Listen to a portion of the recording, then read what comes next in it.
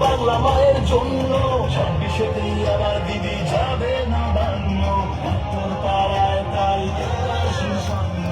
26-তেই আবার বিরোধী শূন্য হলে জনতাই বিচার দিবে, ভালোবাসা ভরিয়ে দেবে দুহাত ভরে জনগণ।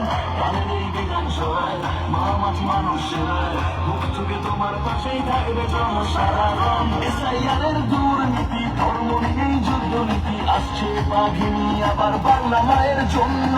26-তেই আবার দিদি যাবে না বান্য, তোর পাড়ায় তাই এবার সুশান্য। 26-তেই আবার দিদি যাবে না বান্য, তোর পাড়ায় তাই এবার সুশান্য।